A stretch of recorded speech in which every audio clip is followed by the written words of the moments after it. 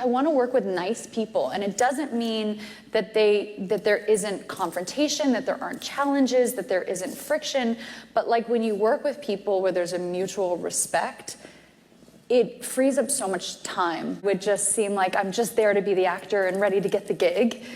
I wouldn't reveal that I actually need to have authorship in order to feel fulfilled. Well, welcome everyone. I hope everyone's sitting nice and comfortably because we have a Blake Lively and Justin Baldoni lawsuit update. I like to do these every so often. Sometimes they're more frequently than others. It really depends how much information is there. The stuff that I gotta tell you guys about today has been nothing short of spectacular. Not gonna lie, it's not making Blake look very good. That it's people who are, whether this is in business or acting or whatever it is, where it's people who I can see that feels like that's stepping on their territory, that's not going to ultimately be a fulfilling relationship for either one of us. Okay, whether or not you're a Blake supporter or not, this is not making her case look brilliant. We have a Forbes interview, we also have a Vogue interview, and we also have a Glamour magazine interview as well. We've got 3 different things, and basically it's not making her case of her trying to take over production sets and also treat other cast members terribly and try and isolate and poison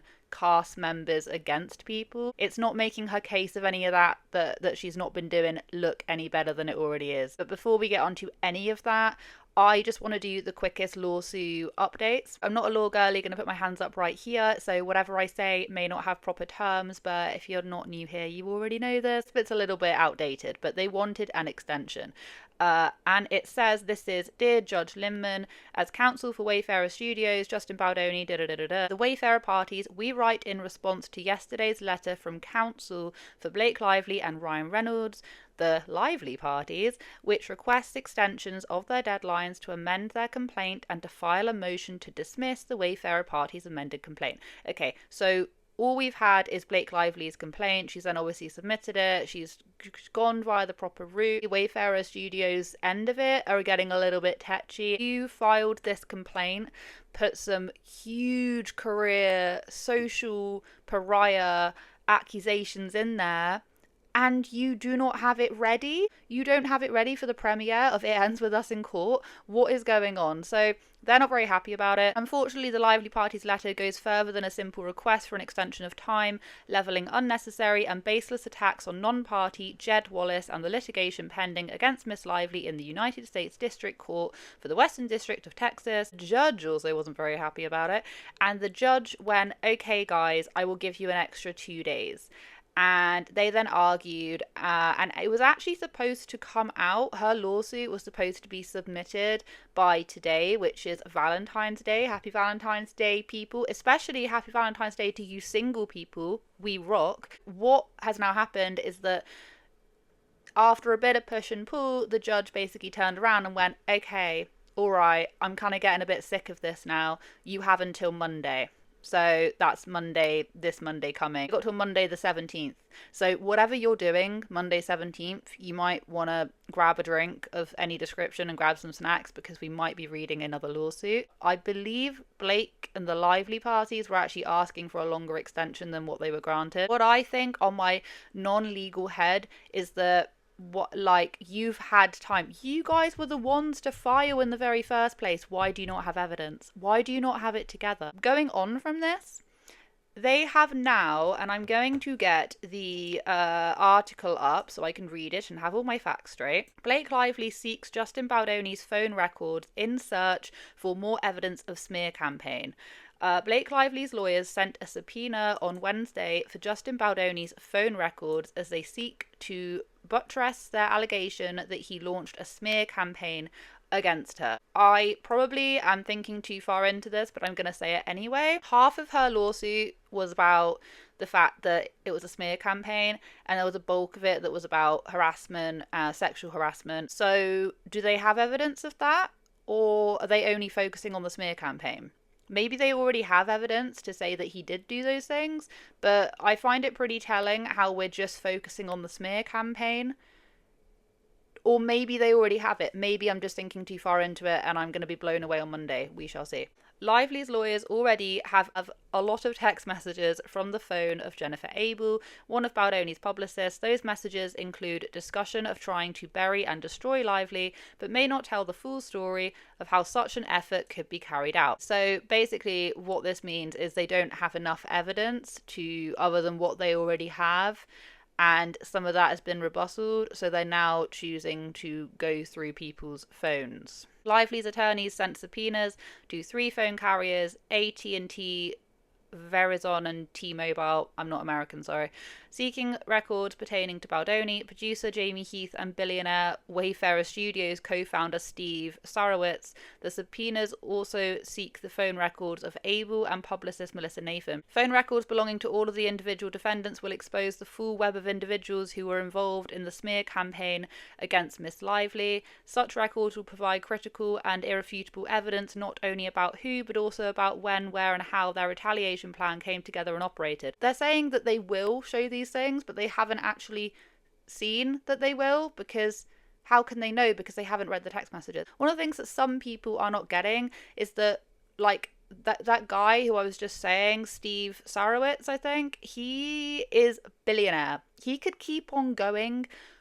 He could keep on doing this. Do you know what I mean? And I'm pretty sure it said in one of his statements a while ago that he's like retired and he just wants to do good with his money, something along those lines. Don't quote me. So, you know, if he thinks this is a good cause, he's going to keep on going. He's going to bloody bankrupt the Livelies way before he's even been touched financially. So they're playing a bit of a risky game here. That's what's going on. So what do you guys think about that? I feel like they're now going, oh shit, we need to get more evidence. And the evidence that we haven't seen yet from the text messages that we have never seen and never read are going to show this. It's like, but how do you know? Next part is this Forbes interview that keeps on going around. And if you've seen it, I have more to add to this conversation, don't worry. So there was a Forbes interview where there was Blake and there was another woman. I'm really sorry, I don't know who she is. And they were sitting together and she was asking her loads of questions. And this interview was very incriminating because Blake basically admitted to the fact that she'll turn up as an actress. She'll get told to stand in a certain spot and say what they want her to say, you know, like her job description, but that is not fulfilling enough for her, and she ends up peeing off a lot of people because she presents herself as someone who's just going to come in and be an actress, but she actually tries to take authorship of the projects that she's doing. The critical drivers of how you choose projects. You're someone who has no shortage of opportunities that come to you. And I think all of us, in terms of those time constraints, are trying to balance the demands of different priorities or different directions that we think we should take. You know when there's a force that is pulling you in a direction that you should follow versus one that may distract you. I mean, I think I've just done it enough. You know, you learn to sort of, when I was younger in my life and career, I would sort of shape myself to the version of myself that I thought that they wanted. Or when I would show up on a set, I knew that they just wanted me to show up and look cute and stand on a little pink sticker where I'm supposed to go and say what I'm supposed to say. But I also knew that like that wasn't fulfilling for me, that I wanted to be a part of the storytelling, that I wanted to be a part of the narrative, whether that be in the writing, in the costume design, in creating the character. And sometimes I had directors or producers or writers who would welcome that and invite that once they saw that I was able to offer that. And sometimes I would have people who really resented that because they were like, we just hired you to be an actor. Yet when I went in the meetings, I would just seem like I'm just there to be the actor and ready to get the gig.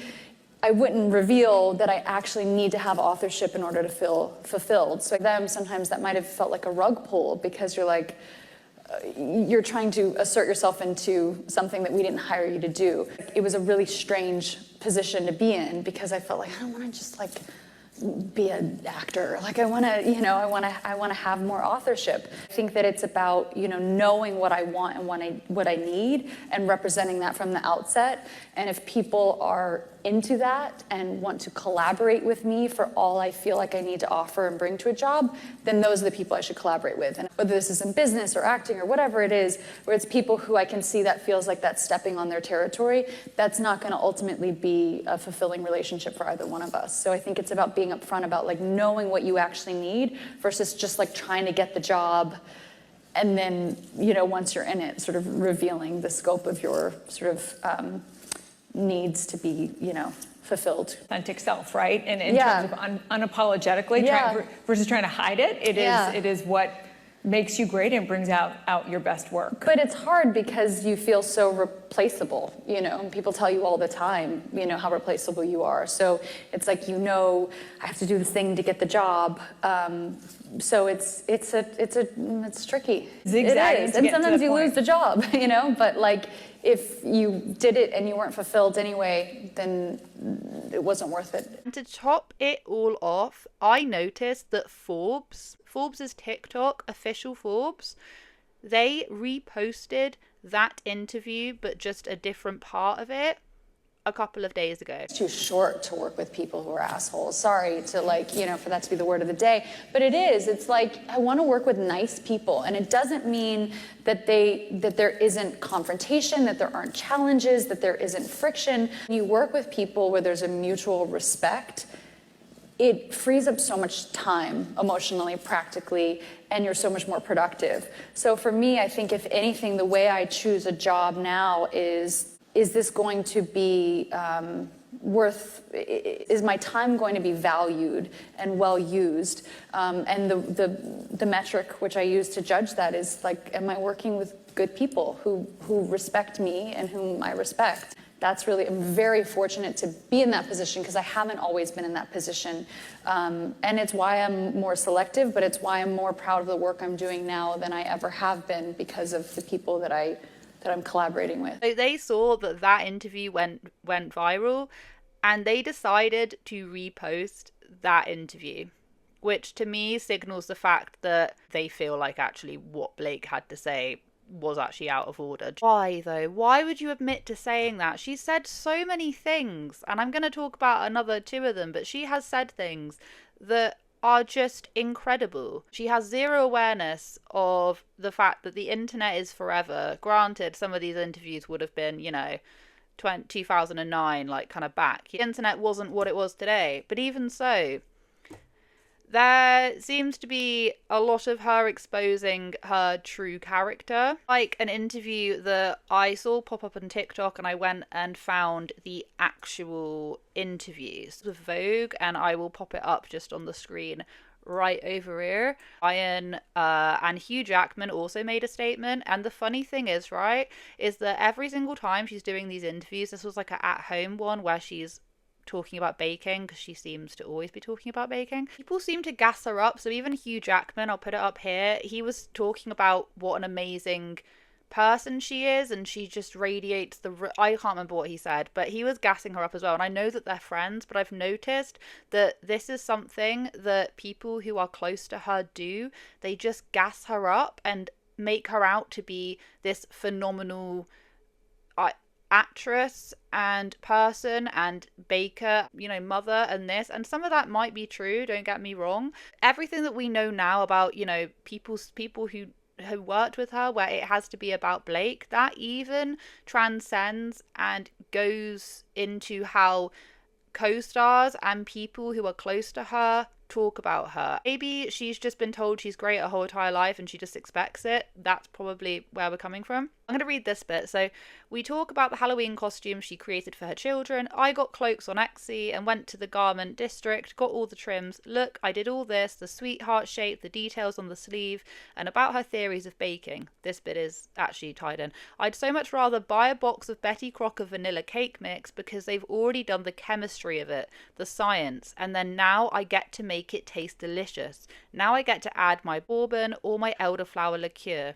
And about home decoration, how her friends send her photos of their homes, dorms, anything, and I draw on it and I find the pieces for them, and I love design. So even when she's talking about cakes, Okay. She's still talking about the fact, I don't want to make a cake from scratch. I would much rather just buy the Bessie Crocker cake mix, which I actually do that as well because I can't bake for shit. But she's talking about that, and then she'll then add things onto it and she'll make it beautiful, but she's already taking someone else's original recipe and making it, her own, which is fair enough. Everyone does that about cakes. I asked Lively if she would ever write something from scratch. She considers this.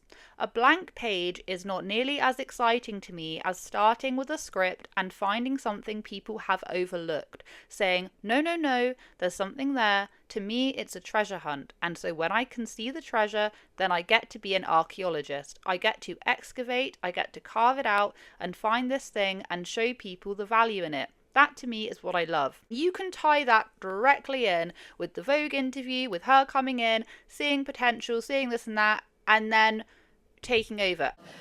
And then, once you're in it, sort of revealing the scope of your sort of needs to be, fulfilled.